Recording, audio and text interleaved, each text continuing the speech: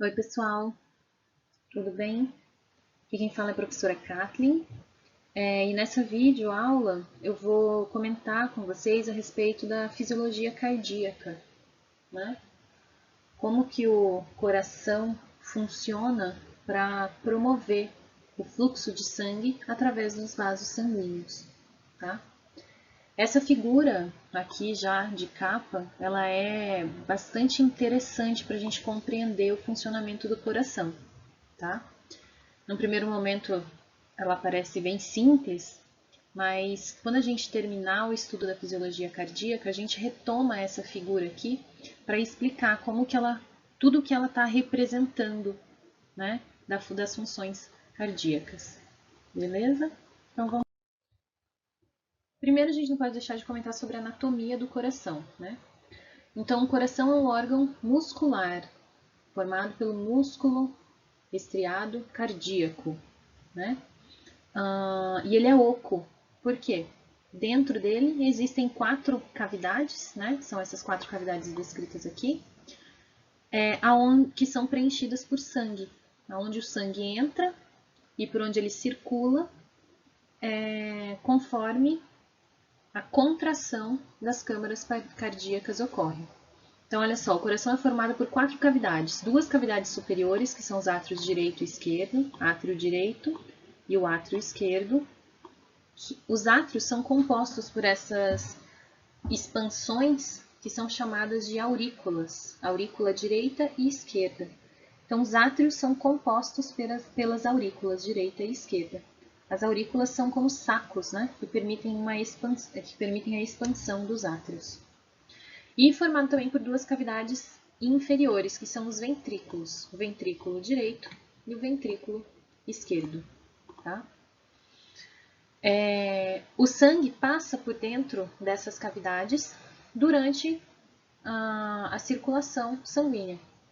Então, o sangue chega até o coração através das veias cavas inferior e superior, entra no átrio direito. Do átrio direito, o coração passa para o ventrículo esquerdo. E do ventrículo esquerdo, o sangue é impulsionado através das artérias. Tá? Aqui do ventrículo direito, o sangue vai para a artéria pulmonar. Essa aqui é chamada de artéria tronco-pulmonar. Tá? E ela se ramifica em artéria pulmonar esquerda e artéria pulmonar direita. Muito bem. Através da artéria pulmonar, o sangue chega até os pulmões. Tá? Lá nos pulmões ocorre a hematose e o sangue retorna ao coração através das veias pulmonares esquerda e veias pulmonares direita. Tá? Elas vão se comunicar com o átrio esquerdo. Do átrio esquerdo, o sangue flui para o ventrículo esquerdo e do ventrículo esquerdo para a artéria principal do nosso corpo, que é essa aqui, a artéria aorta. Tá? Da artéria aorta, o sangue vai se distribuir por todo o sistema, por todos os órgãos, todos os tecidos do nosso corpo, onde o oxigênio vai ser consumido pelas células e o sangue venoso retorna ao coração através das veias cava inferior e superior, fechando assim o nosso sistema circulatório. Então, o sistema circulatório, o sistema cardiovascular, ele é composto pelo coração e pelos vasos sanguíneos, né? E é dessa forma que o sangue circula dentro dos vasos sanguíneos em um sistema fechado de circulação de sangue, tá bom? Muito bem. Dentro do coração ainda, a gente tem 4 válvulas, que também podem ser chamadas de válvulas. O que é isso? São essas estruturas aqui, ó. Isso aqui é uma válvula, isso aqui é outra válvula, aqui outra válvula e aqui outra válvula. Então, nós temos 4 válvulas no coração. Vou marcar em amarelo aqui, ó. Aqui uma, aqui duas, aqui 3, 4 válvulas cardíacas, tá? As válvulas, tá? Essas válvulas, elas têm a função de evitar o refluxo de sangue, Porque como eu mostrei para vocês, o sangue deve fluir do átrio para o ventrículo e do ventrículo para as artérias, tá? Por que o sangue não sofre refluxo? Refluxo seria o sangue fluir do ventrículo de volta para o átrio. Por que isso não acontece em uma condição normal? Porque existem as válvulas. As válvulas, elas se fecham, evitando o refluxo de sangue para a cavidade anterior. A mesma coisa aqui, nessa válvula aqui das artérias. Ela evita o refluxo de sangue da artéria para o ventrículo. Tudo bem? Então, as válvulas têm a função de evitar o refluxo de sangue. Mais adiante a gente vai mostrar o funcionamento delas com mais detalhes. Nós temos 4 válvulas cardíacas. 2 que são as válvulas atrioventriculares, que estão presentes entre o átrio e o ventrículo, a válvula atrioventricular direita, presente entre átrios e ventrículos direito, e válvula atrioventricular esquerda, presente entre átrios e ventrículos esquerdos. Tudo bem? A válvula atrioventricular direita, ela também é chamada de tricúspide, porque ela tem 3 folhetos. Folhetos são essas estruturas que formam a válvula. Já a válvula atrioventricular direita, ela é composta por 2 válvulas, esquerda, perdão, ela contém 2 válvulas, então ela é chamada de válvula atrioventricular esquerda ou bicúspide. Então, tricúspide, porque ela tem 3 folhetos que formam a válvula, e bicúspide, porque ela tem somente 2 folhetos que formam a válvula, também chamada de mitral. Válvula atrioventricular esquerda, bicúspide ou mitral. Tudo bem? Essas válvulas, as válvulas atrioventriculares, elas estão ligadas aos músculos papilares, que são essas elevações aqui do miocárdio, tá? Músculos papilares. As válvulas atrioventriculares estão ligadas aos músculos papilares através dessas estruturas aqui, que são as cordas tendíneas, tá?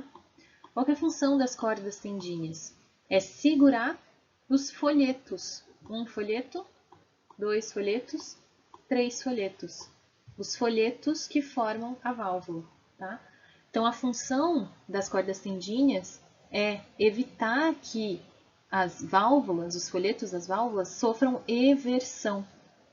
Eversão é o folheto virar no sentido contrário. Quando acontece a eversão dos folhetos, ocorre o refluxo de sangue para a cavidade anterior, tá? Então, de forma normal, a função da válvula é evitar o refluxo de sangue. Caso essa válvula pare de funcionar, o sangue começa a ter refluxo para a cavidade anterior. A essa alteração aqui que é chamada sopro cardíaco. Tá? Mas mais adiante eu vou discutir com vocês os batimentos cardíacos e aí eu volto a falar sobre sopro cardíaco. Tudo bem? Então essas são as válvulas atrioventriculares. E a gente tem ainda as válvulas semilunares, aórtica e pulmonar. A válvula semilunar, pulmonar e aórtica são essas que estão aqui, ó, entre ventrículos e artérias, tá? São essas válvulas aqui. Elas que evitam o refluxo de sangue da artéria de volta para dentro do ventrículo, tá? Da mesma forma que funcionam as atrioventriculares, funcionam as semilunares. Só que a diferença é que as semilunares não contêm cordas tendíneas, tá? Elas são formadas somente pelos folhetos. A válvula que está semilunar, que está na artéria pulmonar, é chamada de válvula semilunar pulmonar. E a válvula semilunar que está comunicando o ventrículo esquerdo com a artéria aorta é chamada de válvula semilunar aórtica. Tudo bem? Então, essas são as principais estruturas do coração, tá? Tem que saber, o que é importante saber, como funciona a circulação sanguínea, então, por onde chega o sangue no coração, por onde o sangue sai do coração, quais são os vasos sanguíneos por onde o sangue percorre, qual é o circuito dentro do coração, o fluxo de sangue dentro do coração, como ele ocorre, tá? Essas coisas são bastante importantes de observar, tudo bem? As câmaras e o nome das válvulas. Então, a função do coração é impulsionar o sangue através dos vasos sanguíneos. certo? Como eu já havia falado, movimento que é realizado pela contração das fibras musculares cardíacas. As fibras musculares cardíacas são compõem o miocárdio. O miocárdio é a maior camada do coração, tá? Ele é composto pelas células, pelas fibras musculares que realizam contração. Mas o miocárdio o coração não é formado apenas por essa camada. Ele é formado também pelo endocárdio, que é essa camada aqui, formada pelo endotélio e pelo tecido conjuntivo. E ele é composto também pelo pericárdio. O pericárdio é essa camada externa, são essas camadas externas aqui do coração. Tem um pericárdio que está aderido ao coração, que é chamado de pericárdio visceral, e o pericárdio que está voltado para a cavidade, para a caixa torácica, né, que é chamado de pericárdio parietal. Tudo bem? Entre o pericárdio visceral e o pericárdio parietal, existe um espaço. Esse espaço é chamado de cavidade pericárdica. Nesse espaço é encontrado líquido. Esse líquido permite o deslizamento entre pericárdio visceral e parietal. Tá? Existem algumas doenças que causam um acúmulo de líquido na cavidade pericárdica, até mesmo acúmulo de sangue, dependendo da doença. E, enfim, esse líquido fica acumulado nessa cavidade aqui. Tá? Tem doenças também chamadas de pericardite, que ocorrem nessa região também. Então, ocorre um acúmulo de líquido na cavidade pericárdica e isso altera o funcionamento cardíaco. Muito bem. O miocárdio, então, é essa camada mais espessa do coração e aqui que estão as fibras musculares que realizam a contração cardíaca.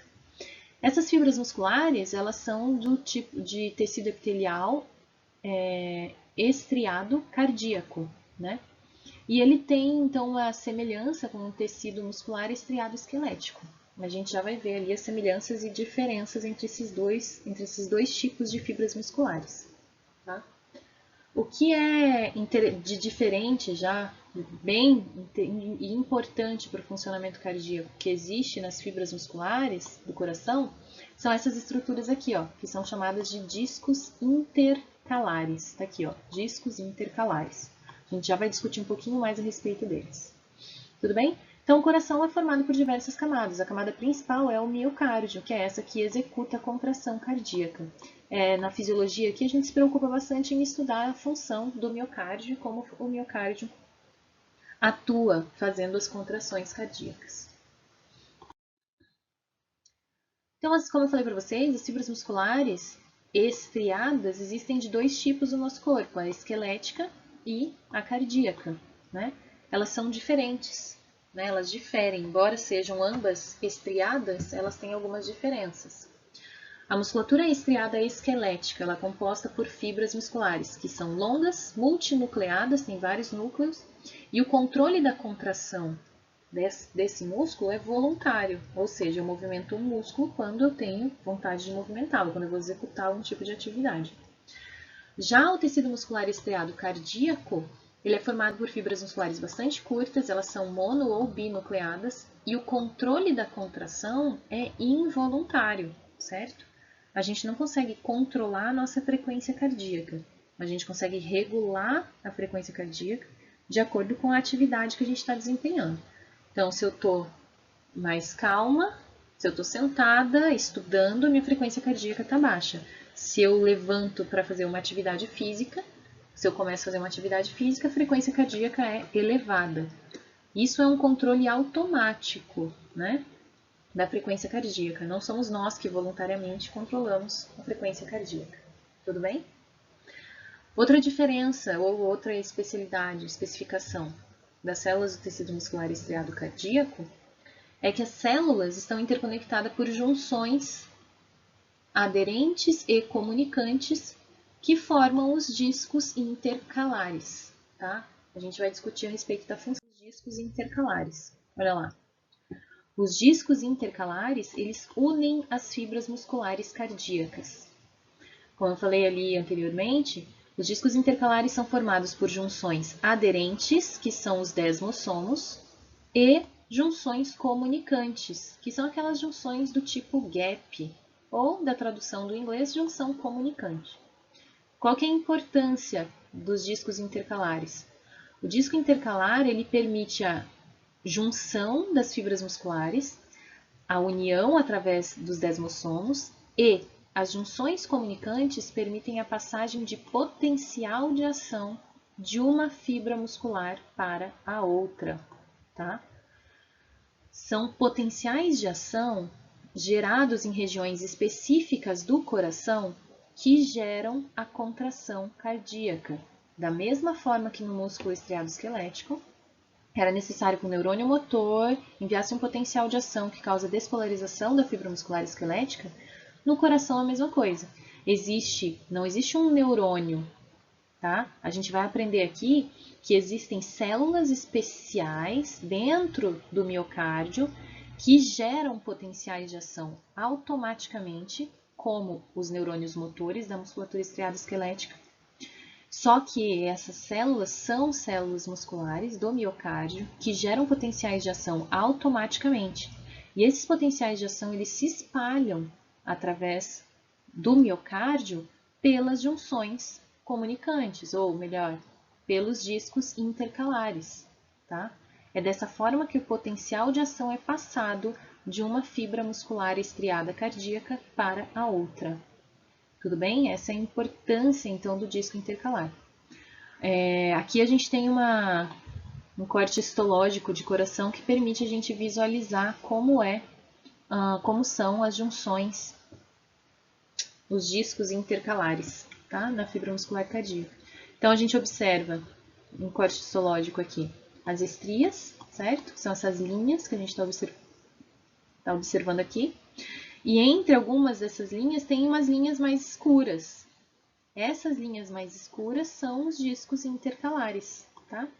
Então, aqui a gente tem um monte de desmossomo, que faz a união das fibras musculares adjacentes, e tem também junções comunicantes, que essas sim permitem a comunicação do citoplasma de uma célula com o citoplasma da célula adjacente, permitindo então que substâncias passem de uma célula para outra.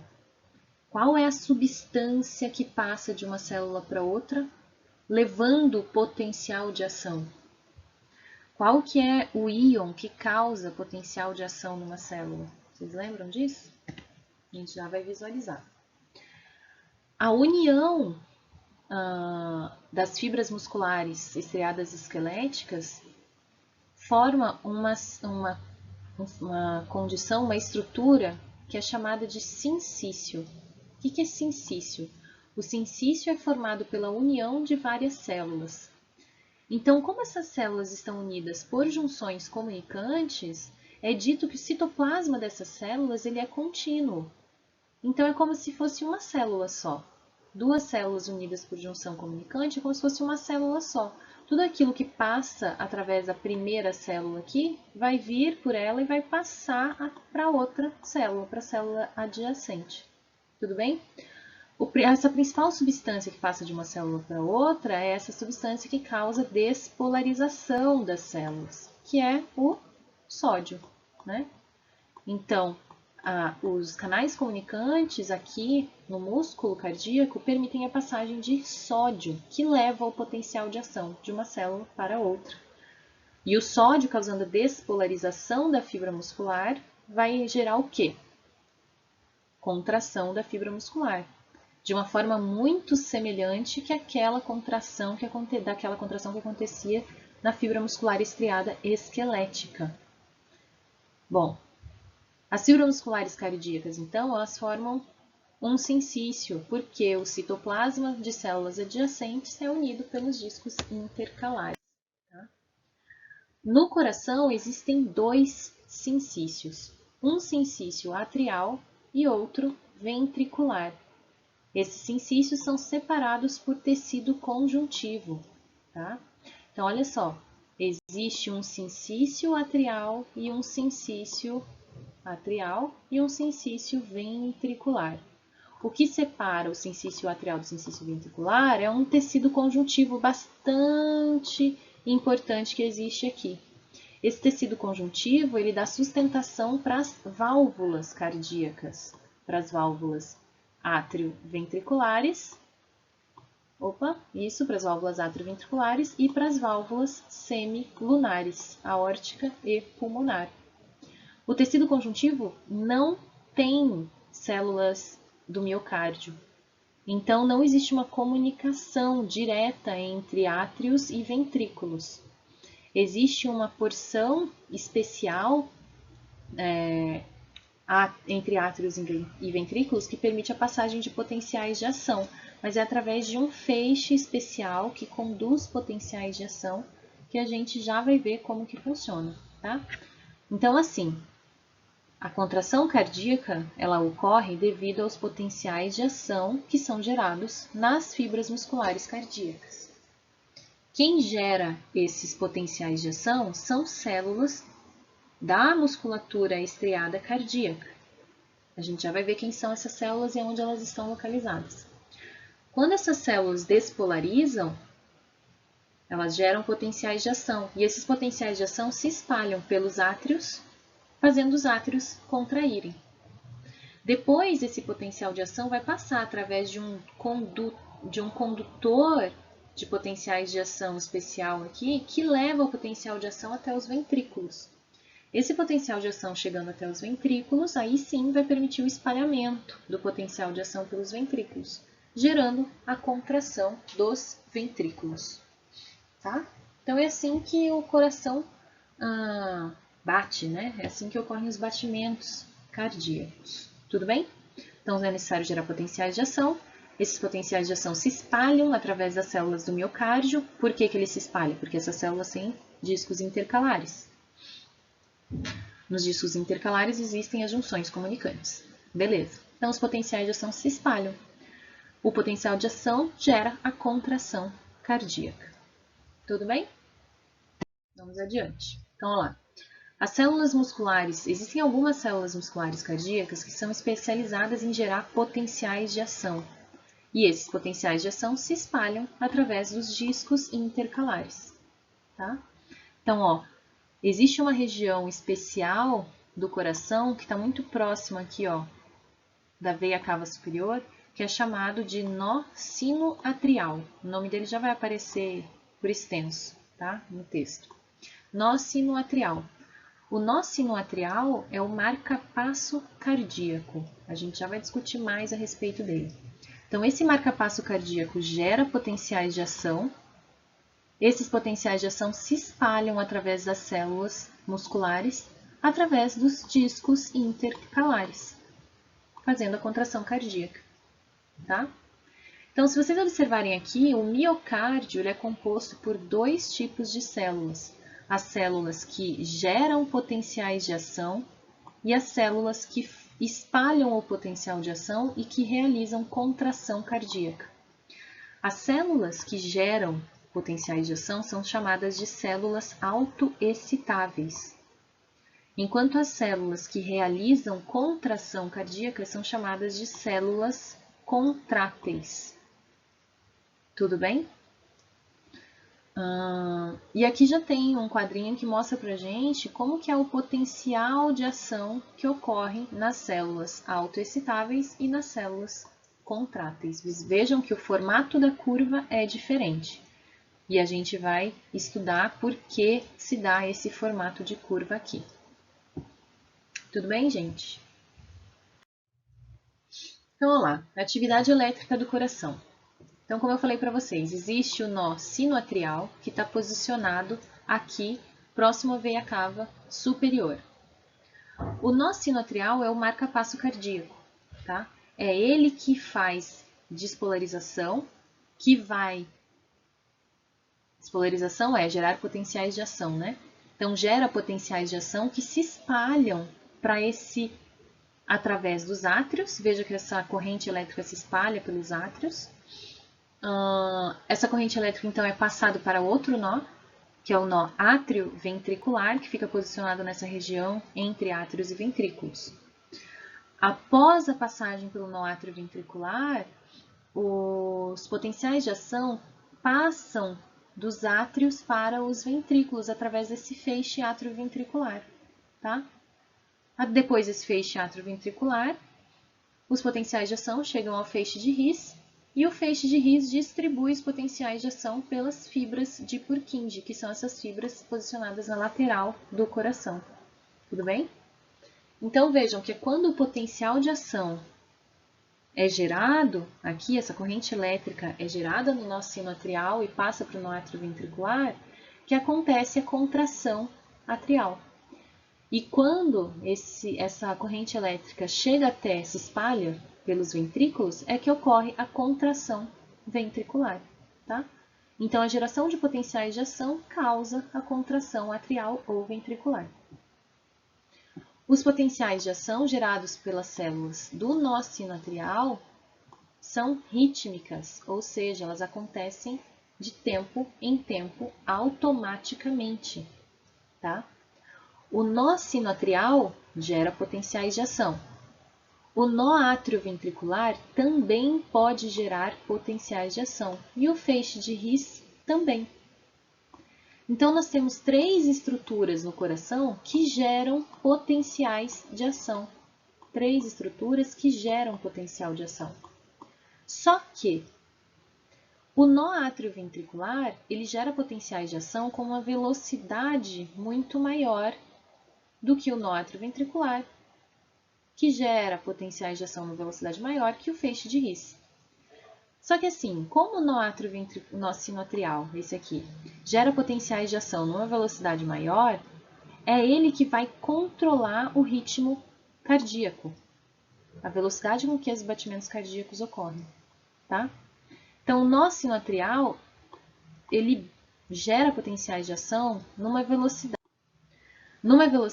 de, eu não lembro exatamente os valores agora, mas eu vou chutar aqui de 50 potenciais de ação por minuto. O nó atrioventricular gera potenciais de ação numa velocidade de 30 potenciais de ação por minuto. E o feixe de His em torno de 20 potenciais de ação por minuto.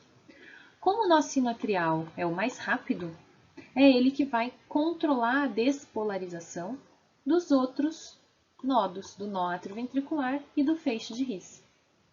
Se eventualmente o nó sinoatrial parar a sua função, parar de funcionar, o nó atrioventricular vai assumir o controle da frequência cardíaca, dos potenciais de ação. Só que ele vai gerar potenciais de ação e gerar batimentos cardíacos numa velocidade menor do que aquelas do nó sinoatrial, uma velocidade de 30 potenciais de ação ou 30 batimentos por minuto. Tudo bem? Se o nó atrioventricular parar de funcionar, o feixe de His assume aí a frequência cardíaca, só que vai ser bem mais baixa, vai ser numa frequência de 20 batimentos por minuto. Tudo bem? Existe uma doença que causa a parada do nó sinoatrial, ela é chamada de bloqueio atrioventricular. Pessoas que têm bloqueio atrioventricular não têm a função do nó sinoatrial. Então, quem assume a frequência cardíaca é o nó atrioventricular, só que com uma frequência cardíaca mais baixa. As consequências para essa pessoa é que, por exemplo, quando ela for fazer uma atividade física que exige uma frequência cardíaca maior, ela vai ter uma descompensação do sistema cardiovascular. Ela pode sofrer, por exemplo, com pressão arterial baixa, né, para executar o exercício físico. E essa é uma condição que leva a pessoa a procurar um cardiologista, leva a pessoa a procurar um médico, tá? E daí, chegando lá, é diagnosticado através de um exame de eletrocardiografia, ou eletrocardiograma, o ECG, né, eletrocardiograma, que a pessoa tem uma arritmia cardíaca. E daí, qual que é o tratamento para isso? É o implante do marca-passo cardíaco, né? O marca-passo cardíaco, daí, é implantado implantado no coração, e ele gera potenciais de ação automaticamente, substituindo a função que seria do nó sinoatrial, que parou de funcionar. Tudo bem?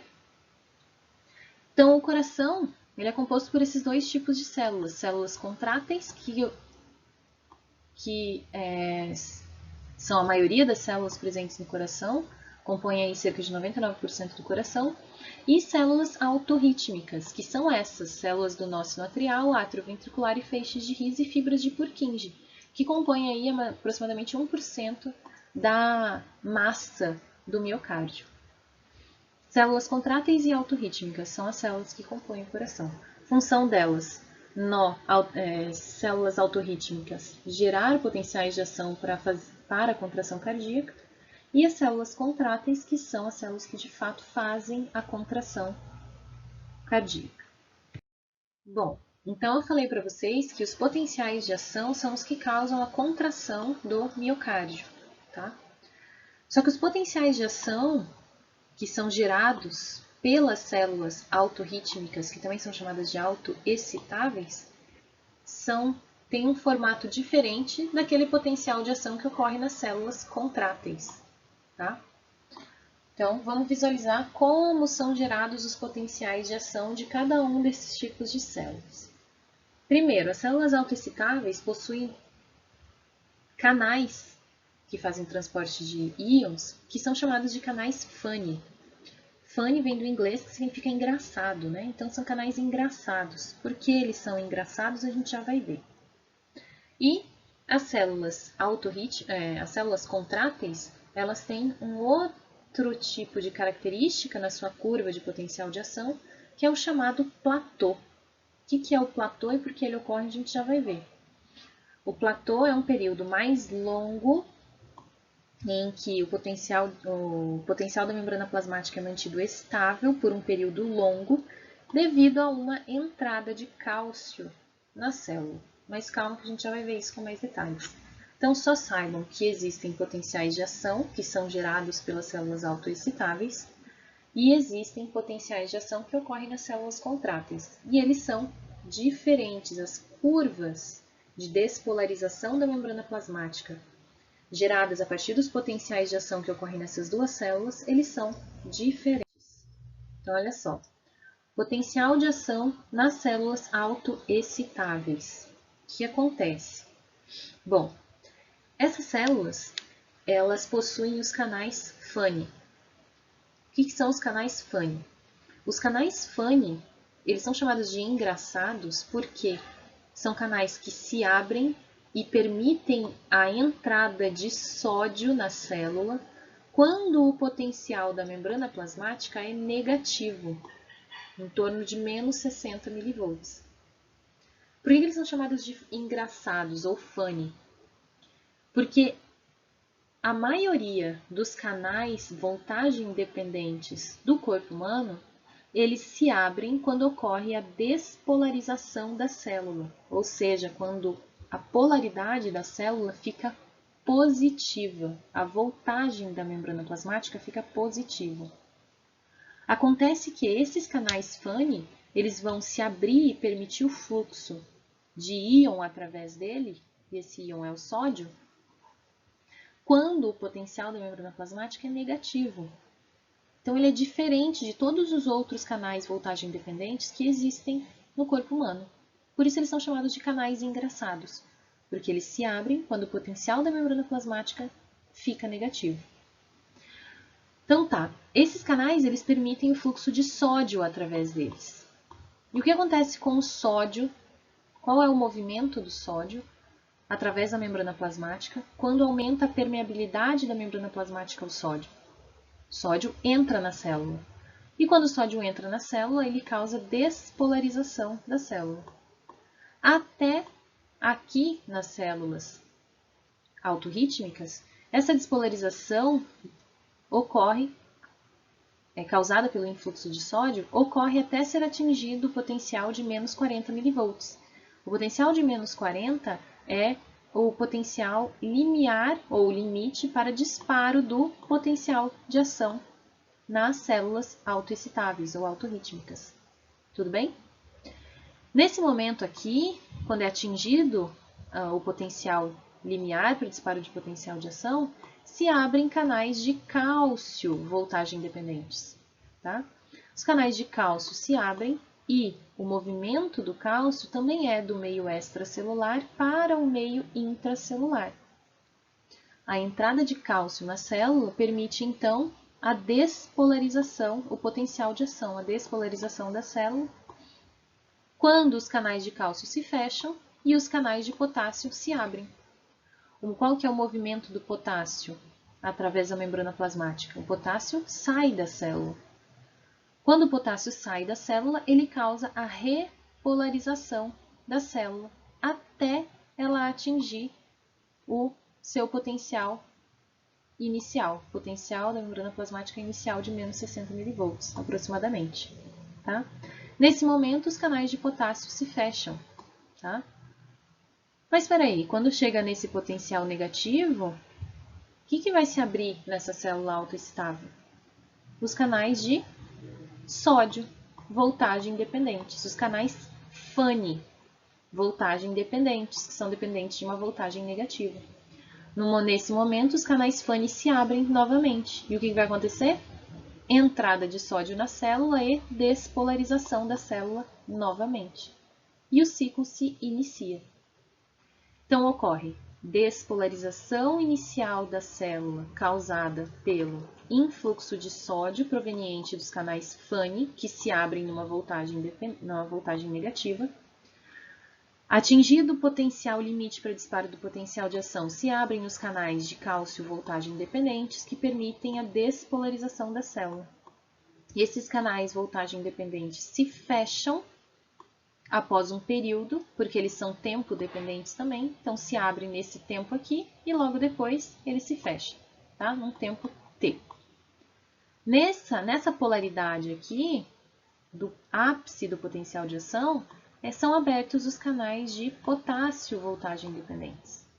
Os canais voltagem independentes se abrem, permitindo a saída do potássio da célula e a repolarização da membrana plasmática da célula. Acontece que os canais de potássio também se abrem durante um certo tempo, e depois desse tempo eles se fecham. Nesse momento que eles se fecharam, o potencial da membrana plasmática da célula já é negativo. E se é um potencial negativo, quais os canais que vão se abrir? Os canais de FANI, os canais de sódio voltagem independentes, que são dependentes de uma voltagem negativa. E aí reinicia o ciclo de disparo de potenciais de ação das células autoexcitáveis. Tudo bem? Então, células do nó sinoatrial, do nó atrioventricular e do feixe de His funcionam dessa forma aqui. Elas despolarizam automaticamente porque elas têm canais FANI, que se abrem em um potencial negativo. Agora, eu falei para vocês que as células do nó sinoatrial, elas têm uma frequência de potenciais de ação que é mais alta do que do nó atrioventricular, que é mais alta do que os feixes de His, tá? Ou seja, se a gente fosse desenhar gráficos que mostram como ocorre o potencial de ação no nó sinoatrial, no nó atrioventricular e no feixe de His, a gente faria alguma coisa mais ou menos assim. Então, no nó sinoatrial, ele despolariza com uma velocidade mais alta. Então, são potenciais de ação, despolarização e repolarização, despolarização, repolarização, despolarização, repolarização, tá? Com uma certa frequência, certo? Então, dentro de um tempo t aqui, ocorreram 4 potenciais de ação. 4 potenciais de ação. Se a gente fosse desenhar os potenciais de ação que ocorrem nas células do nó atrioventricular, elas têm uma frequência de disparos que é um pouco menor. Então, a gente desenharia algo mais ou menos assim. Dentro do mesmo tempo t, essas células despolarizaram uma velocidade menor, gerando apenas 3 potenciais de ação. Agora, se a gente fosse desenhar os potenciais de ação gerados pelo feixe de His, a gente teria que desenhar algo mais ou menos assim, né? Por quê? Porque dentro do mesmo tempo t, o feixe de His despolariza a uma velocidade menor. Então, ele gera uma menor quantidade de potenciais de ação. Tudo bem? Isso assim, imaginando que o nó sinoatrial, atrioventricular e feixes de His estão funcionando isoladamente, né? Se eles estivessem funcionando isoladamente. Mas, na verdade, quem guia os potenciais de ação do nó atrioventricular e do feixe de His é o nó sinoatrial. Como ele despolariza com uma velocidade maior, ele induz a despolarização com uma frequência aumentada também do nó atrioventricular e do feixe de His, controlando então os batimentos cardíacos. Então é o nó sinoatrial que controla os batimentos cardíacos. Todos essas outras estruturas, o nó atrioventricular e os feixes de His, fazem potenciais de ação na mesma frequência que o nó sinoatrial. Se o nó sinoatrial parar de funcionar, o nó atrioventricular começa a funcionar e vai gerar potenciais de ação na frequência dele. Se o nó atrioventricular parar de funcionar, daí o feixe de His assume a frequência cardíaca na sua frequência de despolarização, que é menor ainda. Tudo bem? Deu para entender? Então, olha lá, nó sinoatrial, localização das células autorrítmicas. Aonde elas estão? No nó sinoatrial, no nó atrioventricular, no feixe de His e nas fibras de Purkinje. As fibras de Purkinje não geram potenciais de ação automaticamente, elas são dependentes das outras estruturas, que são essas três aqui, que geram potenciais de ação automaticamente. Então, aqui estão as células autorrítmicas. Aqui estão as células que têm os canais Fanny, que despolarizam num potencial de membrana plasmática negativo. Tudo bem? Então, olha lá, que eu estava falando para vocês sobre a velocidade de despolarização dessas diferentes regiões que tem do coração que geram potenciais de ação.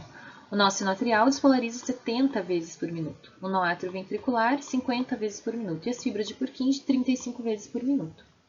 Quem é o marca-passo cardíaco é o nó sinoatrial. Quando o nó sinoatrial está funcionando, e isso é o que está acontecendo no nosso coração agora, né? Então, o nó sinoatrial que induz a frequência cardíaca. Então, todas essas outras estruturas aqui, o nó atrioventricular e as fibras de Purkinje, estarão tendo despolarizações nessa velocidade, 70 vezes por minuto. Tudo bem? Se o nó sinoatrial está funcionando, nó atrioventricular e fibras de Purkinje vão despolarizar com uma frequência de 70 vezes por minuto. Se o nó sinoatrial parar de funcionar, aí quem assume é o nó atrioventricular. Se o nó atrioventricular parar de funcionar, quem assume são as fibras de Purkinje. Lembrando que pelo nó atrioventricular e pelas fibras de Purkinje terem uma frequência de despolarização menor, pessoas que têm problemas, que não têm o nó sinoatrial, que têm o nó sinoatrial afuncional, elas têm que implantar um marca-passo cardíaco, tá? Porque com uma frequência cardíaca muito baixa, essa pessoa acaba tendo algumas alterações da fisiologia cardiovascular. Tudo bem? Ó, a frequência cardíaca é comandada pelo nó sinoatrial. Se o nó sinoatrial para de funcionar, como por exemplo em casos de infarto da região do nó sinoatrial, o nó atrioventricular assume a função. Ó, aquela alteração que eu falei para vocês, o bloqueio cardíaco, né? O bloqueio do nó atrioventricular. Então, ó, o nó atrioventricular, ele gera o nó sinoatrial, que está posicionado aqui em cima, ele gera potenciais de ação que causam a despolarização do nó atrioventricular. E o nó atrioventricular passa essa despolarização para o feixe de His. Se existe um bloqueio da passagem de potenciais de ação do nó atrioventricular para os feixes de His, o que vai acontecer? Os feixes de His, eles vão bater a uma velocidade, eles vão gerar potenciais de ação a uma velocidade mais baixa do que a velocidade de potenciais de ação gerada pelo nó sinoatrial. E aí, o que vai acontecer? Uma arritmia cardíaca. Enquanto átrios estão gerando potenciais de ação e se contraindo a uma velocidade de 70 vezes por minuto, que é a velocidade de geração de potenciais de ação do nó sinoatrial, os feixes de His vão gerar contrações cardíacas a uma velocidade bem mais baixa, de 30, né? 30 ou 25 vezes por minuto, o que causa então um descompasso das batidas do coração. O coração ele deve bater sempre uma vez os átrios, uma vez o ventrículo, uma vez átrio, uma vez ventrículo, e assim segue, átrio, ventrículo, átrio, ventrículo, átrio, ventrículo, assim que o coração bate, né? Primeiro bate átrios, depois ventrículos, contrai átrios, depois ventrículos. Se existe uma parada da comunicação do nó atrioventricular com os feixes de His, o que vai acontecer? O nó sinoatrial vai gerar frequência cardíaca de 70 batimentos por minuto, então os átrios vão bater a 70 vezes por minuto, enquanto os ventrículos vão bater a velocidade das fibras de Purkinje, que é de 30 vezes por minuto. Então vai fazer 30 batimentos por minuto. E aí, nesse caso, é constatado uma dessincronização ou um descompasso dos batimentos cardíacos. Tudo bem? E aí a pessoa precisa fazer o implante do marca-passo. Ó, isso aqui está mostrando, né? O implante do marca-passo. Então aqui tem uma bateria, nessa região tem uma bateria, e o marca-passo é implantado lá dentro do ventrículo, tá? Fazendo então os batimentos ventriculares no mesmo ritmo dos batimentos gerados pelo nó atrioventricular. Tudo bem? Bom, e eu falei para vocês que os potenciais de ação gerados nas células autorrítmicas é diferente do potencial de ação gerado nas células contráteis. Então, elas têm formatos de curvas diferentes. Por quê? Porque a permeabilidade aos íons é diferente daquela encontrada nas células autoexcitáveis. Então, olha só. Nas células contráteis, o que acontece? O potencial de ação é gerado pelas células autorrítmicas e ele passa através dos discos intercalares para as células contráteis. A passagem do potencial de ação de uma célula para a outra se dá através de uma onda de sódio que passa do citoplasma da célula, que já despolarizou, para a célula que irá despolarizar. Então, é uma onda de sódio. Essa onda de sódio causa esse tipo de curva aqui na célula contrátil, tá? Então, o que acontece? A célula contrátil ela é invadida por essa quantidade exagerada de sódio, tá? Proveniente da célula adjacente, que já despolarizou. Então, a célula gerou o seu potencial de ação e passa essa onda de sódio para a célula adjacente. Essa onda de sódio invade a célula. Quando ela invade a célula, ela causa não somente a despolarização da célula, que vai atingir o potencial limiar para disparo de potencial de ação, causando a abertura de mais canais de sódio nessa célula. E aí, causando despolarização bastante rápida e intensa da célula contrátil, beleza? Então, essa porção inicial aqui da curva de despolarização das células contráteis é causada pela onda de sódio, causada pelo potencial de ação que está vindo da célula anterior, e pela abertura de canais de sódio voltagem independentes quando o potencial limiar para disparo do potencial de ação é atingido. Ele nem é demonstrado aqui nessa célula, porque não é tão importante assim quanto era lá para a célula autorrítmica. Tudo bem? Então tá, então o início do potencial de ação das células contráteis é causado por uma alta permeabilidade ao sódio. Então abrem canais de sódio que permitem a entrada do sódio na célula, causando despolarização. Os canais de sódio aqui no ponto 1, eles se fecham, porque eles são tempo dependentes também. Então depois de um tempo, se fecha o canal de sódio. Diminui a permeabilidade à célula, fazendo ela começar a repolarizar. Só que daí o que acontece? No ponto 2 ali, abrem canais de cálcio, voltagem independentes. Tudo bem? A abertura de canais de cálcio vai fazer com que cálcio entre na célula, o aumento da permeabilidade ao cálcio. Vai fazer com que o cálcio entre na célula e cause um atraso da repolarização da célula. Tudo bem? Esse atraso da repolarização da célula é o que é chamado de platô. Então, aqui ocorre o platô. O platô é causado pelo aumento da permeabilidade da célula ao cálcio. Depois, os canais de cálcio se fecham, porque eles também são tempo dependentes, então eles se fecham, diminuindo a permeabilidade ao cálcio, e os canais de potássio se abrem, permitindo então a saída do potássio da célula e a repolarização da célula, que volta ao seu estado normal. Tudo bem? E aí a gente pode ter uma nova contração. O platô que ocorre aqui na fibra muscular cardíaca, ele é muito importante porque ele evita que a fibra muscular cardíaca tenha muitas contrações sucessivas. Então, a fibra muscular só vai retornar ao seu estado de relaxamento depois que a contração cardíaca tiver sido executada. Lembrando que a contração cardíaca ela é dependente de quê? De cálcio, não é? Exatamente. Então, esse cálcio aqui que entra na célula, ele auxilia a fazer a contração cardíaca, ao mesmo tempo que ele auxilia a manter o potencial de ação da célula por um tempo nessa situação, por um tempo despolarizada, né? Auxilia a manter a membrana plasmática despolarizada por um tempo, para evitar que um novo potencial de ação chegue nessa célula, causando então uma disfunção, o que poderia causar uma disfunção da contração da musculatura cardíaca. Tudo bem? Então, o platô tem essa função de evitar que muitos potenciais de ação cheguem na célula contrátil do coração ao mesmo tempo, controlando então a frequência das contrações cardíacas. Tá? Lembrando que a contração de qualquer músculo, como é do músculo estriado esquelético, é do músculo estriado cardíaco também, é dependente de cálcio. O miocárdio, né, que são as células contráteis, contrai de forma semelhante a fibras do músculo estriado esquelético. Entretanto, ela depende de cálcio extracelular. A fibra muscular estriada esquelética, ela contraía com cálcio proveniente apenas do retículo sarcoplasmático. Então, olha aqui, temos de novo o retículo sarcoplasmático aqui. O que acontece na fibra muscular estriada esquelética?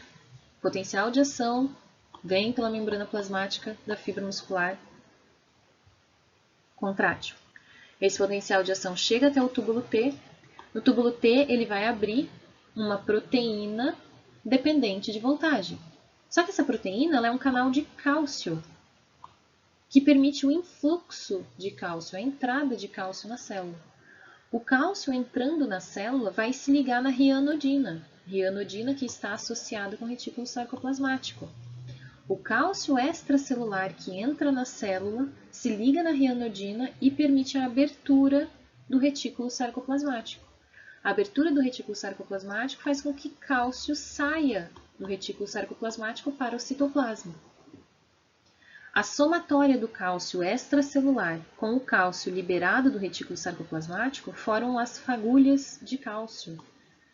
Então, é esse cálcio aqui que vai se ligar na troponina, causando a mudança de conformação da troponina e da tropomiosina, liberando o sítio de ligação na actina para a miosina.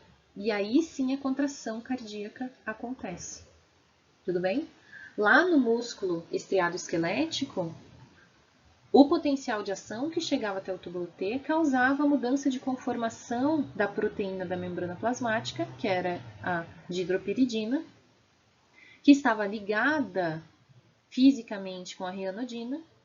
A mudança de conformação da dihidropiridina levava a uma mudança de conformação da rianodina, que abria o retículo sarcoplasmático, fazendo então a liberação do cálcio, que daí executava a contração muscular. Tá? Então, aqui na fisiologia cardíaca, isso acontece de uma forma diferente. A quantidade de cálcio extracelular vai, de uma forma direta, influenciar a força de contração da musculatura estriada cardíaca. Tá?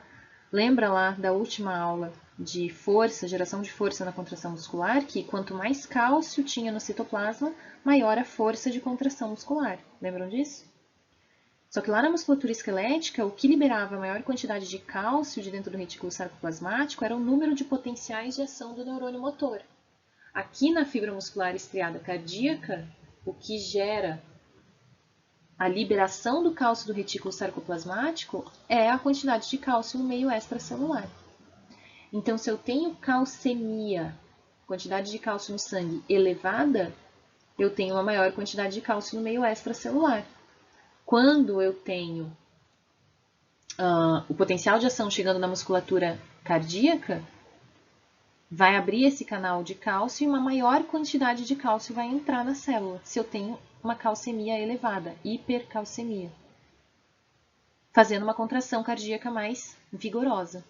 Se eu tiver hipocalcemia, baixa concentração de cálcio no sangue, eu vou ter menos cálcio entrando no citoplasma da célula. Se menos cálcio entra na célula, por mais que libere cálcio no retículo sarcoplasmático, menos cálcio está no citoplasma. Menos cálcio no citoplasma, contração cardíaca menos vigorosa. Tudo bem? Então, aqui está essa discussão aqui está justamente em torno disso. E se ocorre redução da calcemia? A redução da força de contração cardíaca. Tudo bem? Isso é fato. A adrenalina e a noradrenalina elas aumentam a força de contração cardíaca através da ligação em receptores beta-adrenérgicos. O que será que esses receptores permitem? Entrada de quê na célula? Esses receptores permitem a entrada de cálcio na célula. Então, quando a gente tem adrenalina ou noradrenalina na circulação sanguínea, aí elas se ligam nos receptores beta-adrenérgicos, permitem a entrada de cálcio na célula, logo a célula vai contrair com uma força maior, porque tem maior concentração de cálcio na célula. Tudo bem? Daí o cálcio, o que está no citoplasma, ele é movimentado ativamente, né, através de uma bomba, de uma proteína que gasta ATP para dentro do retículo sarcoplasmático, ou ele é eliminado na corrente sanguínea, né, ou para o meio extracelular, através de um transporte ativo secundário, tá? Dependente de sódio aqui. E aí ocorre o relaxamento do coração. Tudo bem? Então a gente vai parar por aqui e na aula teórica eu continuo com vocês a partir deste ponto aqui. Tiro as dúvidas também de vocês, tudo bem? Até mais então.